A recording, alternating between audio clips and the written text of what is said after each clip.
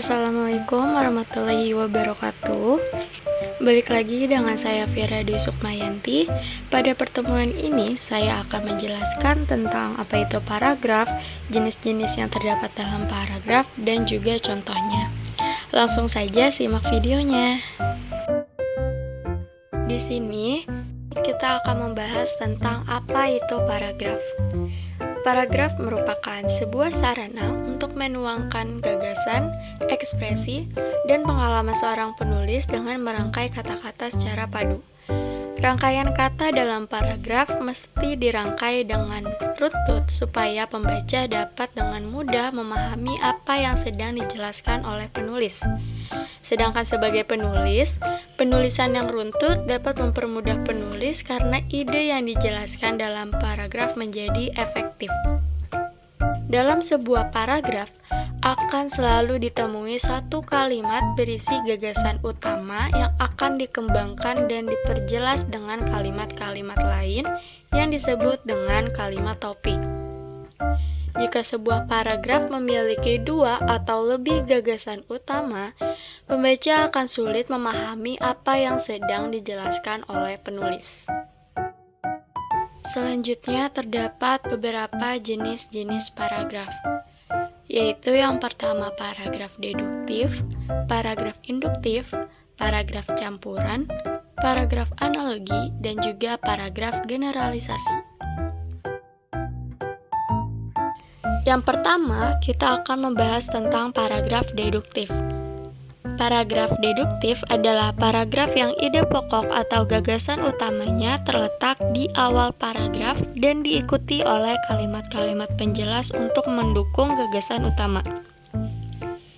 Jenis paragraf ini bersifat deduksi yang gagasannya berkembang dari umum ke khusus.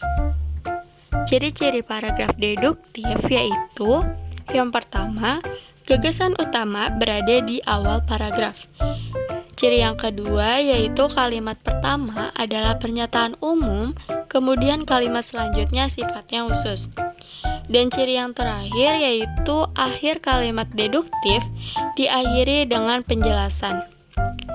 Seperti contoh kalimat yang di bawah yang termasuk paragraf deduktif yaitu fenomena macet sudah biasa dijumpai di beberapa kota besar di Indonesia. Lalu yang kedua, paragraf induktif. Paragraf induktif adalah jenis paragraf yang berkebalikan dari paragraf deduktif, yaitu gagasan utama paragraf induktif ini berada di akhir kalimat dalam paragraf.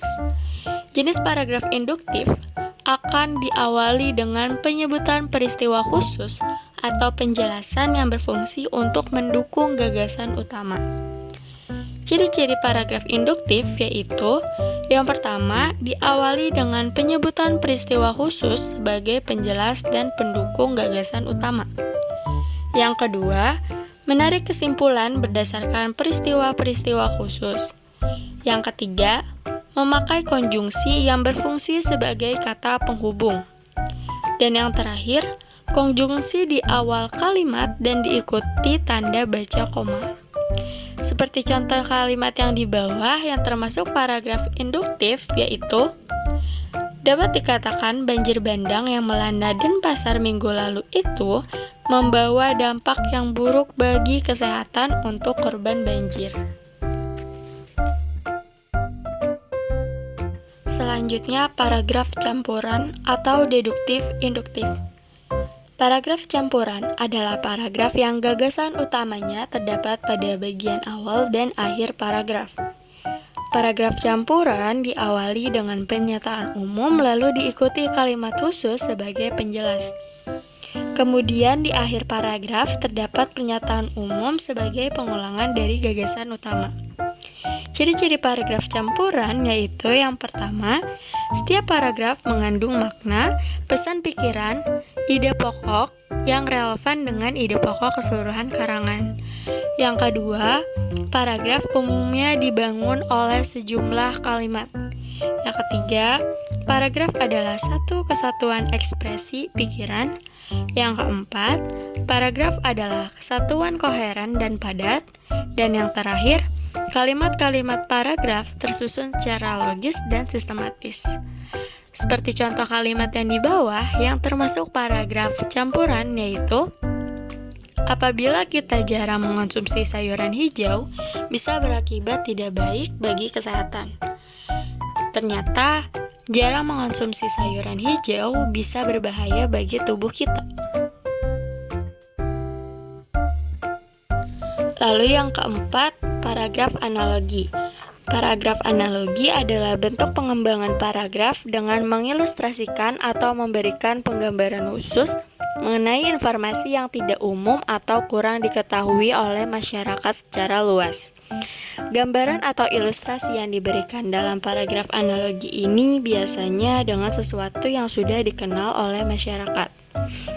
Adapun tujuan dari paragraf analogi yaitu memberikan penjelasan secara mudah mengenai informasi yang belum banyak diketahui orang. Ciri-ciri paragraf analogi yaitu yang pertama, paragraf ini membandingkan dua hal secara bergantian yang mempunyai tingkat kesetaraan yang seimbang.